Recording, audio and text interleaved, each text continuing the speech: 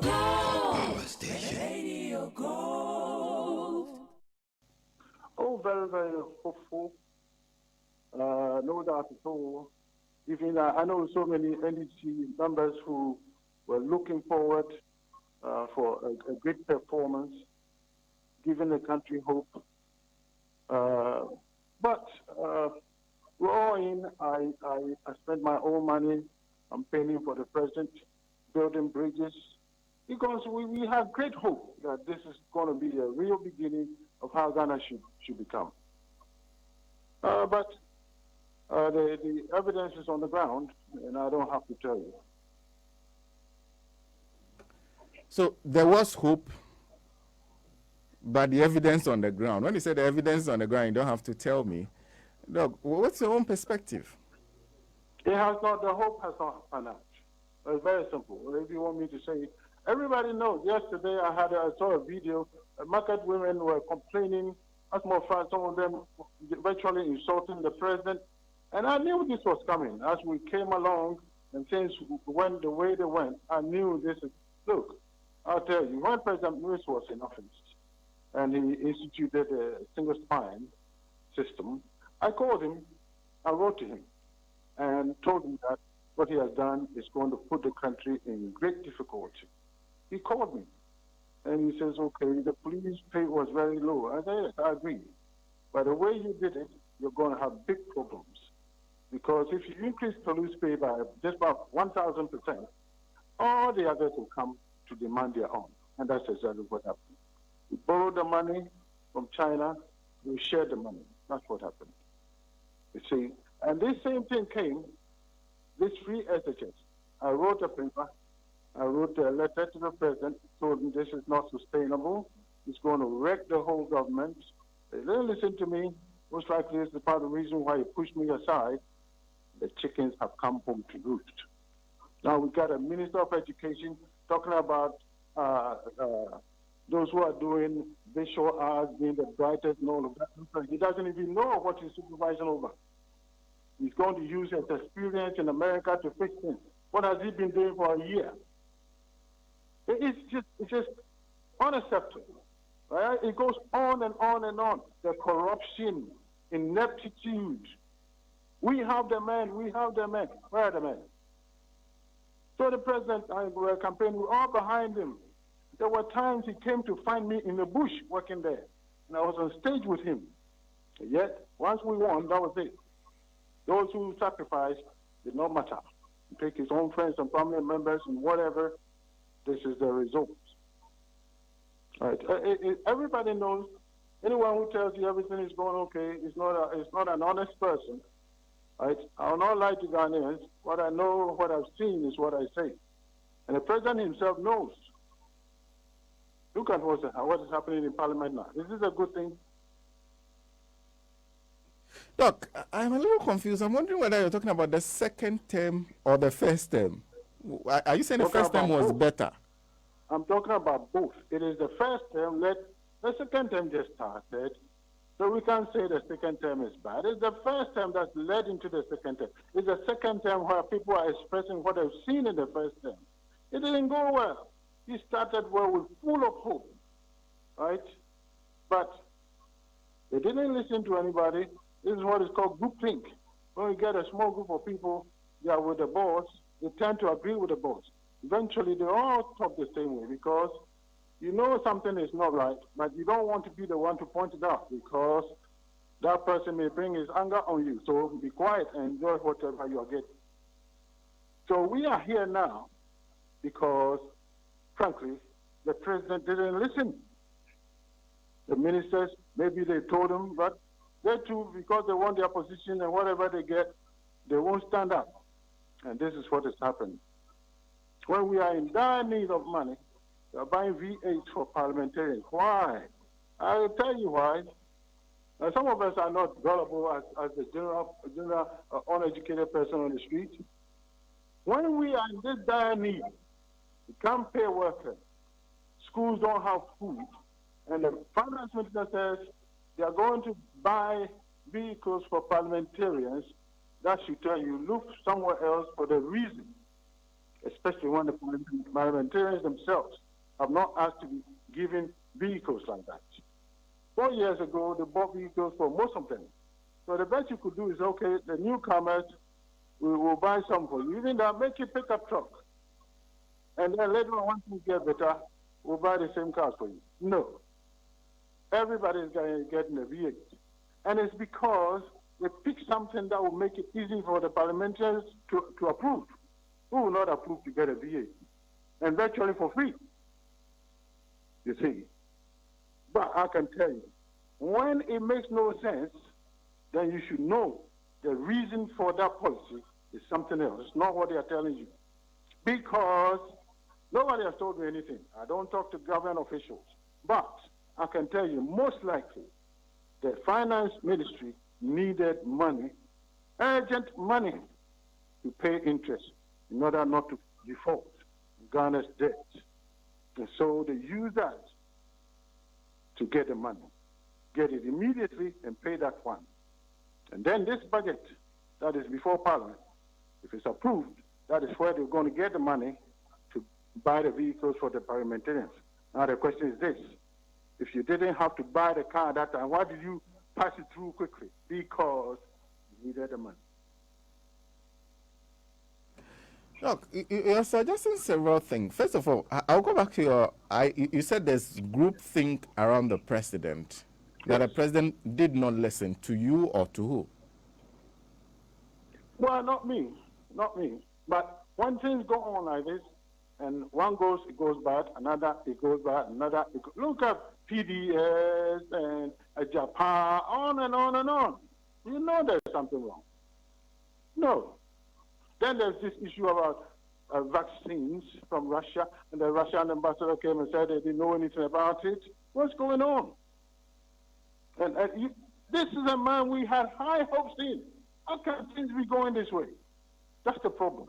So I see this is not the man I knew, the way he does these things. Something has gone wrong. And today, I don't have to tell you, market women are saying it. You heard what they said. That video is, I don't know if you've heard it. I've seen the video you're talking about. Yes. What are you going to say? Are they to blame? Are they being insubordinate? Are they being the what? What they're saying is in line. We've seen it. Students don't have a genuine calendar. If they go home, come tomorrow, what? Is that how you run an educational system? And this man says he's going to use his experience in America to fix it. Well, you should tell him you've been in that position more than a year. What experience are you using now? Look, let's go back to your issue, because not your issue really, but you're talking about the president. And you said something might have gone wrong. This is not the man that you know. This is the first time the president has been handed the power of the presidency. And in all the things you have spoken about, Sputnik V, you heard his comments on it when he went to the Bono region, where he suggested that we're actually giving the minister a tough time, that he deserves better than that. There were other comments when some of his appointees were accused of corruption, and his comments. Is it you who does not know him better, or we are missing something? Because it looks like every one of you said this is not the man you know. Seems not to know the man quite well. Well, okay, in politics, you can't know the man like you know your uncle, because you don't live with him, you don't even grow up with him or anything. You get to know the man based on what he says, his pronouncement, Kumi Preko. Then the president came, asked Mahama's administration, Sikano Wahin. You remember all these things, that he would tackle corruption. Where is it? That's the problem. I based my association with him. Well, I met him several times. I came to like him. But before I got to know him, my association was based on his pronouncements. And they were good. They were hopeful. This is why we all followed him, spent my own money, helping him to win. If you won't believe how hard I worked, maybe that's why I'm so disappointed too. I worked in Sefi. We won that seat. It was NDC stronghold. a Kontomra, 31. I went to Brekum, I sent Brekum. It was NDC's pro home. A brand over one. I went to Tepa. It was NDC's pro home. At Sule one. You see? So it's not just talking. When we won, the day we won the election, I was still in the forest because we had not finished one bridge. We had to finish it before we came home. That is the hope we had in, so we sacrificed. So all this hope has been dashed for you. Would it have been different if they had treated you differently? Because you're saying that 5 years ago you lost your position at the Kwame Nkrumah University because of politics, maybe because you spoke out. Yes, exactly so. But it's not because if I were in the government, most likely I would have stood up and maybe the president would have fired me already. So you wouldn't have sounded differently if we're in the government? No, there's no way I'll keep quiet about education the way it has been run. There's no way. Because I'm an educationist. I wrote a policy, gave it to the president. Because at some point, he alluded to me that he would like me to help him in that area. Then the announcements came. It was Napo who was the education minister. I remember I was in Accra. I said, okay. So I called Napo. I said, well, if you are the one, then you should come and get this policy. I gave it to him. Never heard anything about it. Once in a while, I'll hear something in that policy. They will come and say something without even giving as much as credit. Nothing. It didn't work. It has not worked. Now it's getting worse. Are you talking about the free senior high school policy? Yes. It's not only that. University too, I taught at the university. They don't know anything. They memorize everything in sight. When we went to school, together with the president, they didn't give us ask questions. You learn. Education is not about passing exams. It's about having a broad knowledge. So when somebody talks to you and whatever he's talking about is not in your past question, how are you going to address that? So we have messed it up. The MPP government has messed up education? It messed up right from the beginning. It's become worse. That's what I say. And I never thought we would be the one to bring the education to this level. Never thought that. But they'll sincerely disagree with you. Last year, one of the things the Minister for Education was about trumpeting was the performance of the students that in WASI, among others, that things are looking better than is being suggested. So they'll disagree with the point you're making. Oh, yes, they have the right to do that. I have my perspective, they have theirs. But as I told you, education is not about passing exams. You see, all they're doing is to show that they pass exams. Look, I'll go to university, university teaching over there. I was the head of the department before I came here to the university. And they say, they give you an exam question. The boy is and dash. They fill in the gap. What? That is nonsense. University, you have to think. No critical thinking in anything. Now, listen to this. The Minister of Education says, visual arts students must be allowed to do engineering. I want to tell him that if you listen to the name, visual arts, the name is for something. Engineering is not art, hard science. If he doesn't know that, I'm telling him now. So you can see clearly there's something wrong. How can visual arts students do engineering? They themselves will not want to be in there because it will be too hard for them. In Ghana here, the way we stagger things is this. You go to any university setting, the brightest students are in science. Those who follow, most likely, social science, certain humanities.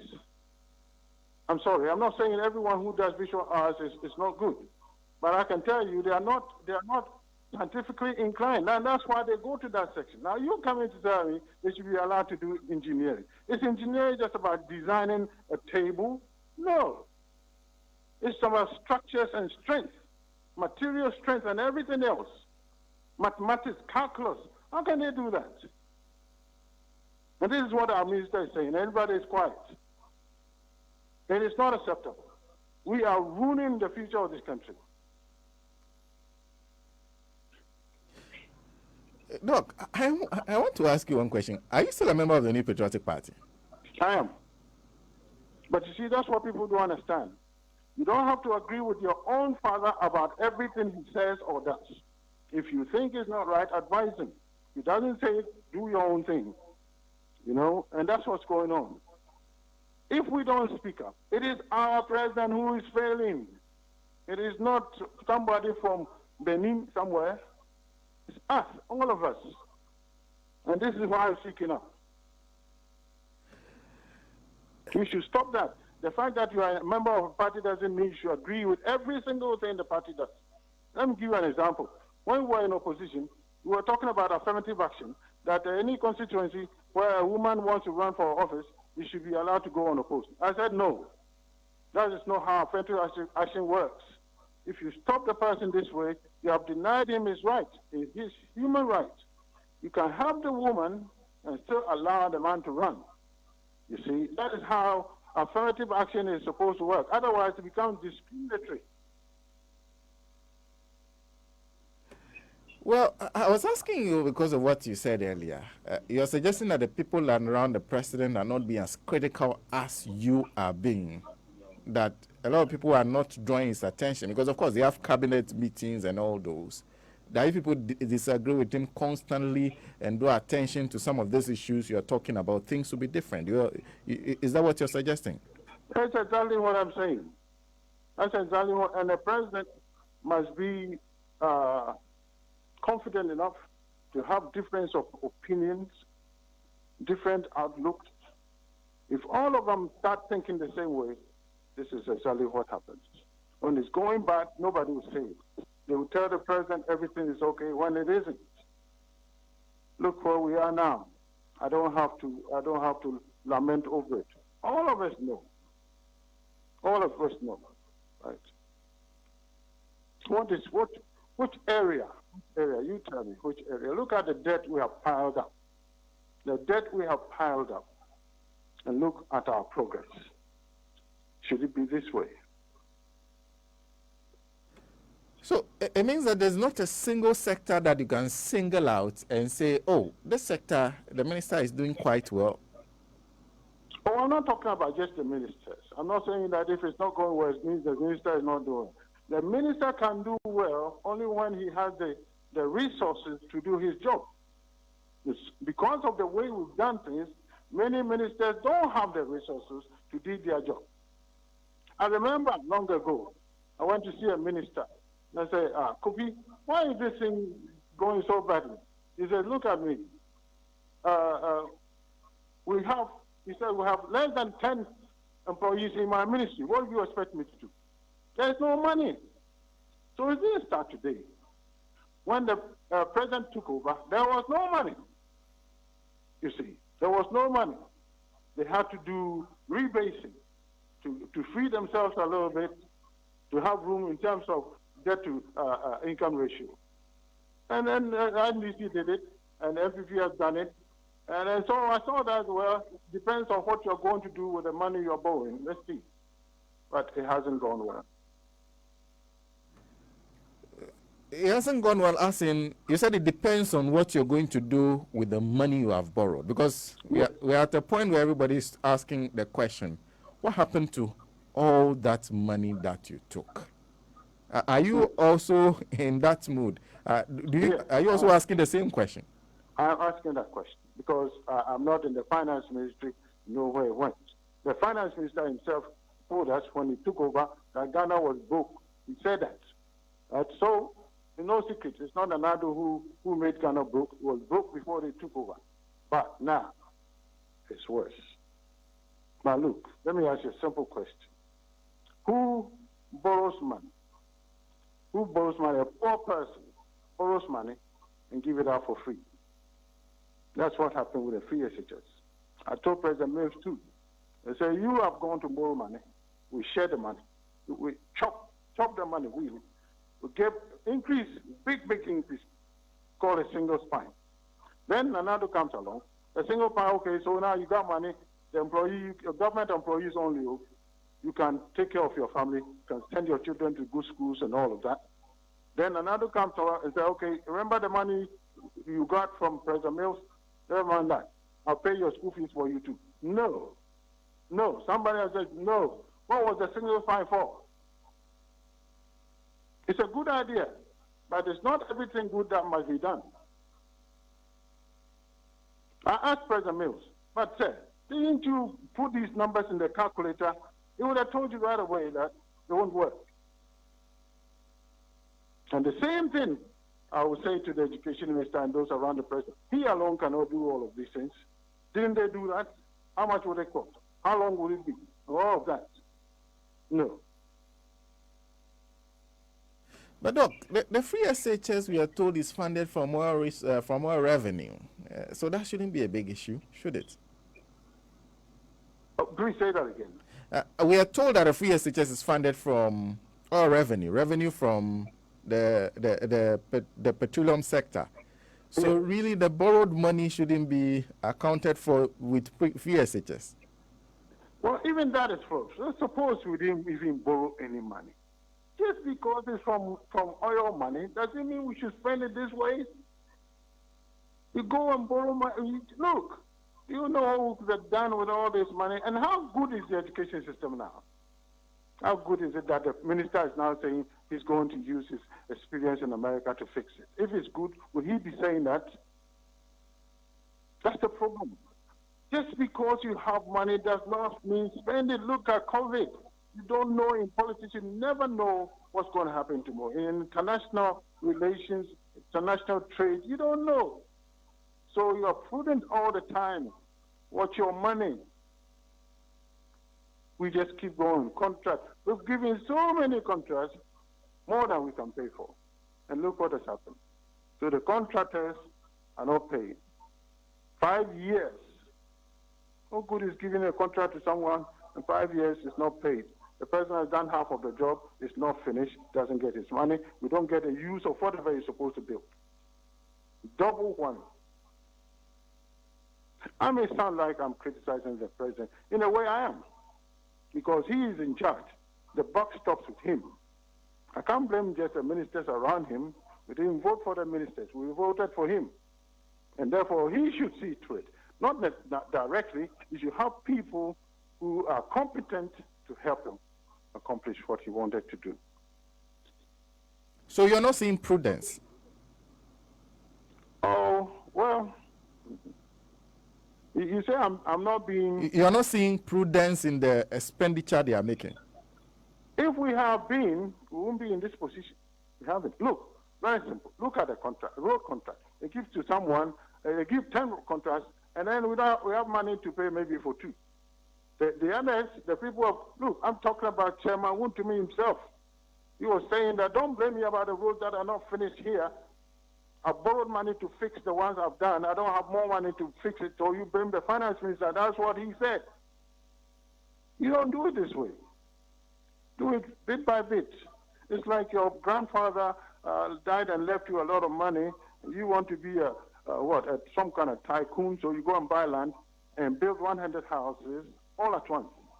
They all come to lintel level, the money is finished. And what are you going to do now?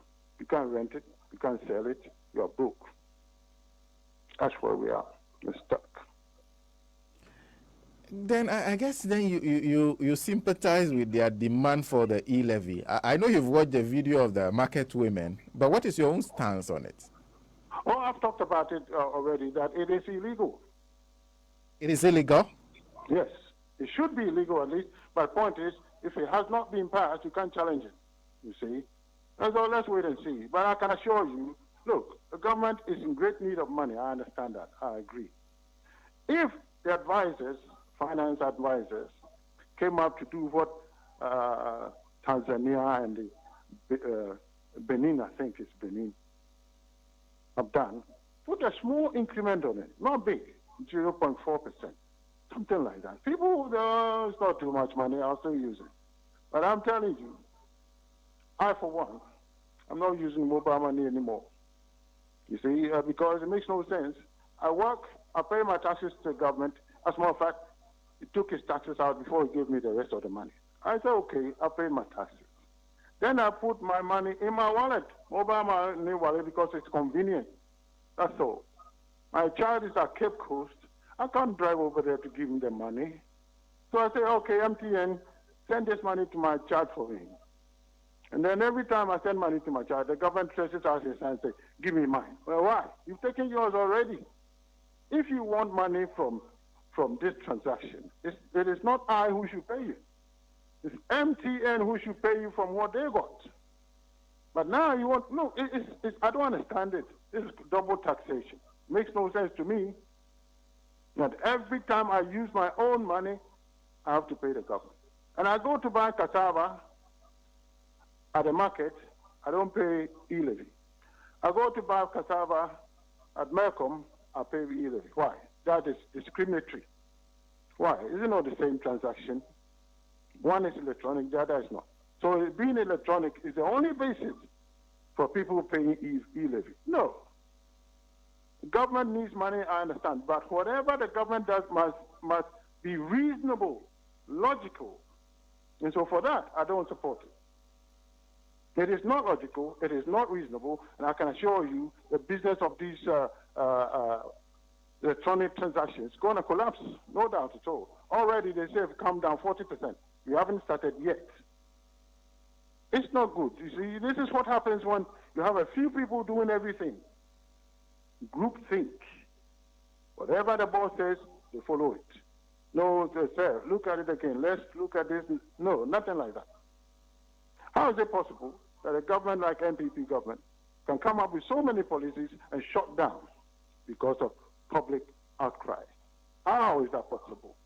When you have all these people, all these resources, get a group together, bring outsiders in, think it through, challenge it, and when you come out with it, there's no doubt it will be accepted. That's what I expected. There's no excuse. These are very strong words you've used to describe it. It's not reasonable, it's not logical, it's illegal. But it isn't. You look at it. Look, I live here. I have my driver here. What I do, I send him to go and buy something for me. He gets there, how much is it? Then I send him the mobile money. That means my money that I'm spending, every time I send it to my driver, I pay MTN. And then when he gets the money out, he pays MTN.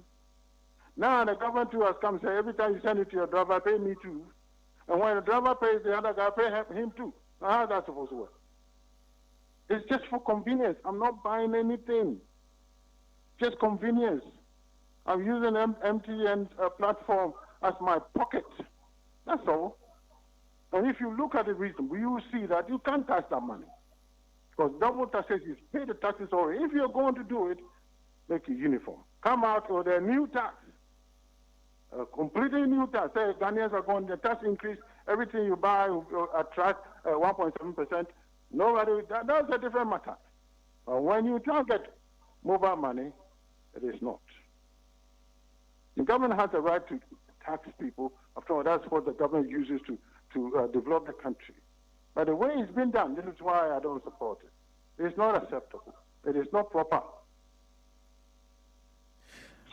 I get the impression that if this goes through, because you call it illegal, you said it cannot be challenged until it is passed, you may consider challenging it in the court of law? Possibly. I know some people who are ready. Not just me. People who are ready to challenge it in the court of law? Yes. Yes, indeed. But I also want to find out from you, because you said you have spoken about this already. You've heard several other people speak about it. The market women are angry. Oh, but are you surprised then at the fact that the government is insisting that this is the only way to go? The government needs money. You see, I know the dire straits we are in. I know that. The Japan came, shut it down. I was supposed to boost us to $500 million, something like that. Shut down. Right? And look what has happened. We removed the road toll without waiting for the budget to pass. Now, all this time we have not passed the budget. How much money have we lost? And it's not good. It tells you there's too much complacency in the government. It's a done deal. And the first time when MPP had an absolute majority, it's a completely different game today. Today is called compromise. If you bring a budget, even in advanced countries, it's not a dictative approach. No, you get the other side. and then you talk to them, and you negotiate, and then it's done. That's how it should be. And I'm telling those MPP MPs who believe that everything the government wants, the government must get. That is not their job. The job is to supervise the government. They control the purse. And so when the taxes come in, it is not only NDC members or NDC citizens who are going to pay. Your own constituents in your constituency, they are going to pay too. We'll go and talk to them and see how happy they are about that. You see? And so look, it's a prudent thing. Talk to the president. Okay, compromise. You want this, we'll give you that. That's how budgetary processes work. Not whatever you want, you get it. Because of the first term, absolute majority, you still are in the same mode. Things have changed. Because that's the language you're hearing from the MPP members of parliament. So far, the resistance from the NDC seems to have been efficient, but they keep telling the NDC that you have had your say, let us have your way. We will pass this whether you like it or not. We are in the majority. You're saying that is not the language. That should not be the language. No, you shouldn't talk like that. No, not in this atmosphere. You shouldn't. Okay, so now what is happening? The speaker is gone. And that is big trouble, right? Look what happened. 137 to 137. And then Honorable Otewusu is the deputy speaker presiding, and then he sits there, and then he says it's 138 to 137 because he counted himself because he represents a constituency. No, completely wrong. Once you step in the speaker's seat, you are the speaker. When the moment you step down to count yourself, it means technically there was no one presiding, and therefore whatever you did is null and void. That's it. He must see that.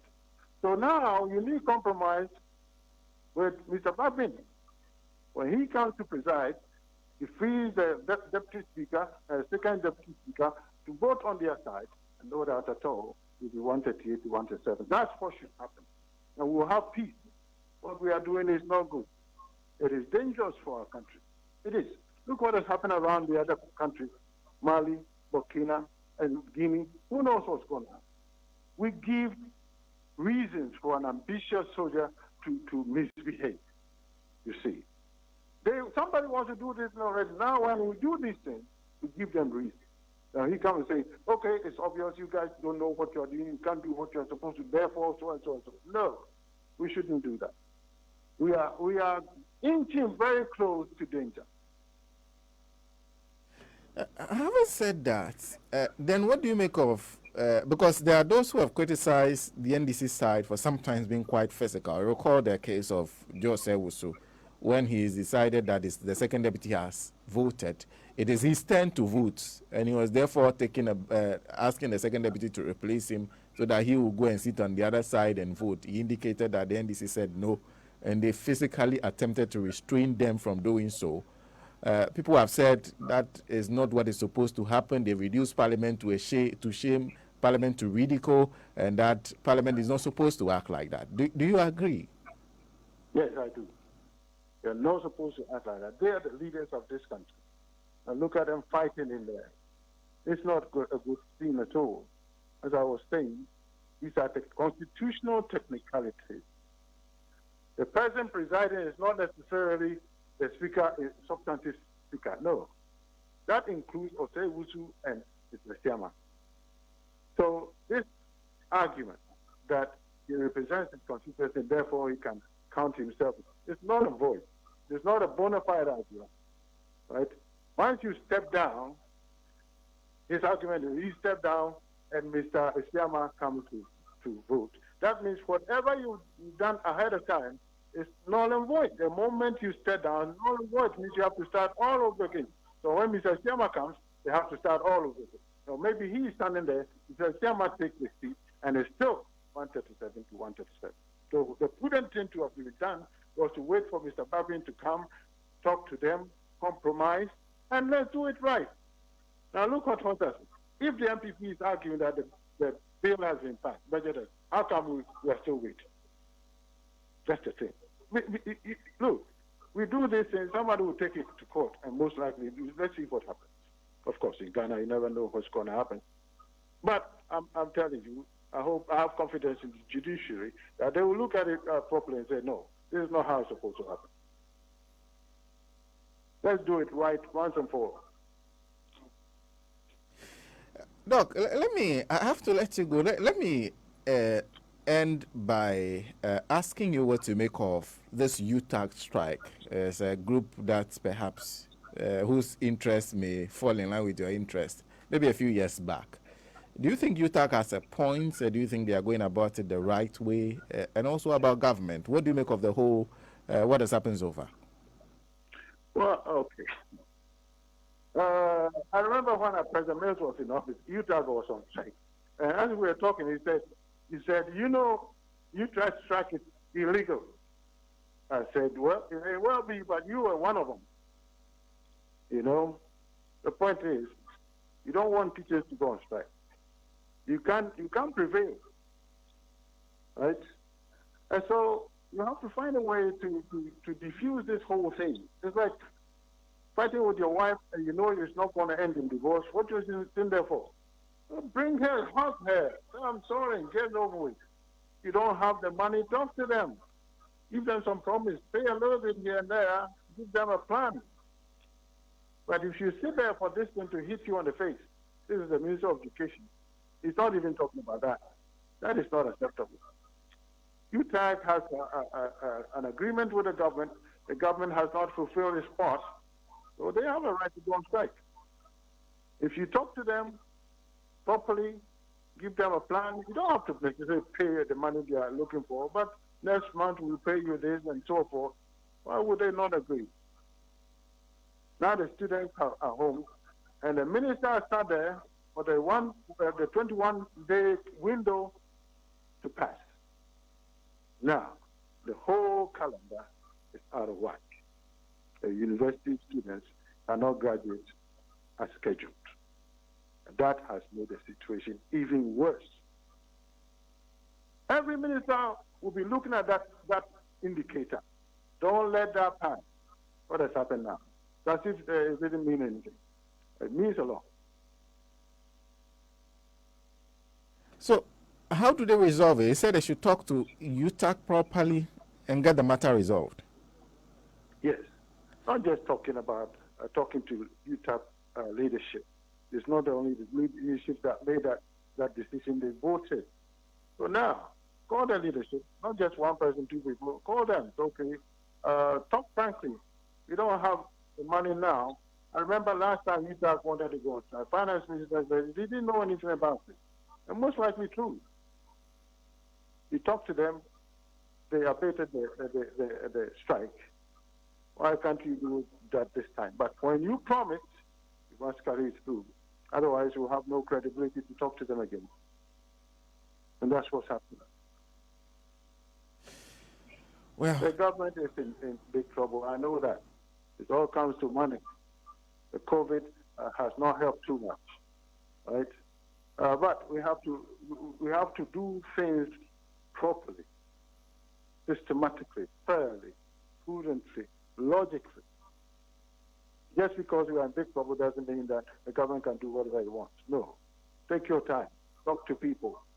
Sometimes all they want is that. They want to see acknowledgement that you heard cocoa farmers going on strike. When did you hear about here cocoa farmers going on strike? They are not going to celebrate Farmers' Day. When did you ever hear that? All because they were not consulted about anything before they did whatever they are doing. No, that's not good. Just talk. Talk to them. Well, let me, because when you listen to UTAG, they are talking about the increments in the salaries of Article 71 office holders. They are also talking about the fact that some of the expenditures they are seeing in the budget do not add up. As we speak now, yesterday we saw a video of the finance minister struggling to account for an extra 2.4 billion expenditure in the education sector because there was no agreement between what he was saying, what the Minister for Education and what the Minister for Health were saying. And there's some 2.4 billion in there that cannot be properly accounted for. There are several questions about the expenditures being made.